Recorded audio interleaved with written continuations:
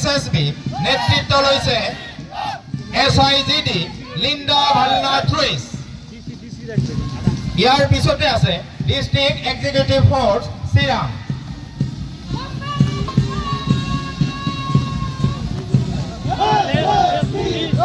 ইয়া মাননীয় মুখ্য অতিথি মহোদয়ক স্বাধীনতা দিৱসৰ অভিবাদন জ্ঞাপন কৰিছে ডিস্ট্ৰিক্ট এক্সিকিউটিভ ফোৰ্স চিৰাং নেতৃত্ব লৈছে SIUB সমল চন্দ্ৰ বড়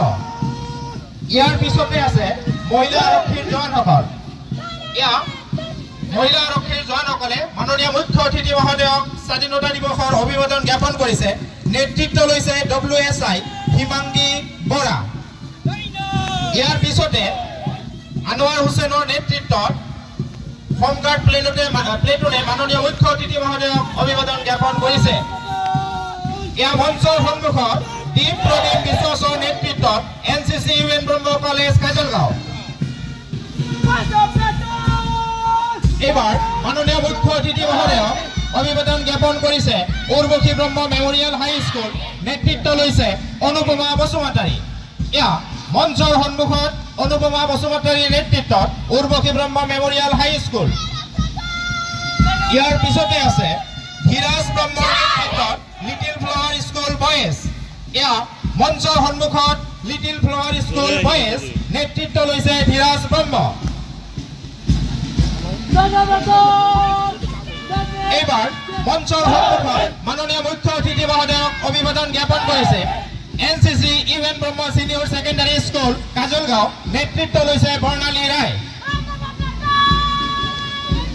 এইবাৰ মাননীয় মুখ্য অতিথিক অভিবাদন জ্ঞাপন কৰিছে পিটি শাহ দাসৰ নেতৃত্বত লিটিল ফ্লাৱাৰ স্কুল গাৰ্লছ ইয়া মঞ্চৰ সন্মুখত লিটিল ফ্লাৱাৰ স্কুল গাৰ্লছ এইবাৰ মাননীয় মুখ্য অতিথি মহোদয়ক অভিবাদন জ্ঞাপন কৰিছে বিবেকানন্দ কেন্দ্ৰ বিদ্যালয় বয়েজ নেতৃত্ব লৈছে লৈথসা ব্ৰহ্ম ইয়া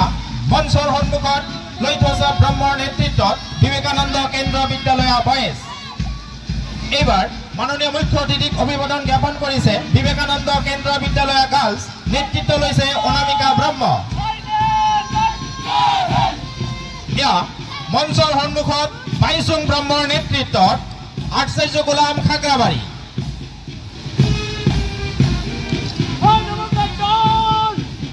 এইবাৰ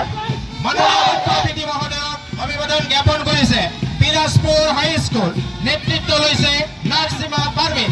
ইয়া মঞ্চৰ সন্মুখত নাৰ্চিমা পাৰভিনৰ নেতৃত্বত পিৰাজপুৰ হাই স্কুল একেবাৰে শেষত হাবিলদাৰ ৰমেশ চন্দ্ৰ ৰায়ৰ নেতৃত্বত বেণ্ড প্লেটুন 7 ABBN ইয়া মঞ্চৰ সন্মুখত বেণ্ড প্লেটুন 7 ABBN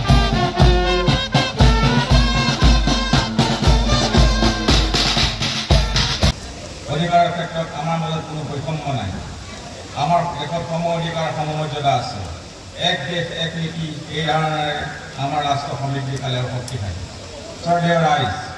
স্বাধীনতাৰ কালত দেশৰ আন ৰাজ্যৰ লগতে অসমৰ উন্নয়ন আৰু প্ৰগতিৰ পথত আগবাঢ়িছে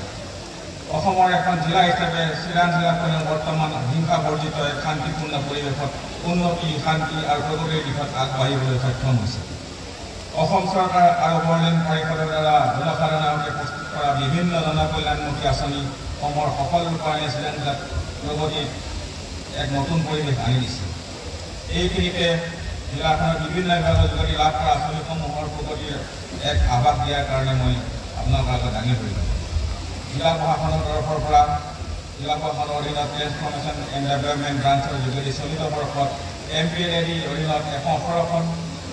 MLADৰ অধীনত 38খন আনটাইপ ফাণ্ডৰ অধীনত 17টা অসম আদৰ্শ গাঁও যোজনাৰ অধীনত জিলাখনৰ 4খন গাঁৱত 24খন উন্নয়নমূলক কাম চলি আছে যিকোনো খবৰৰ বাবে যোগাযোগ কৰক 7099017330 লগতে 7099017110 নম্বৰত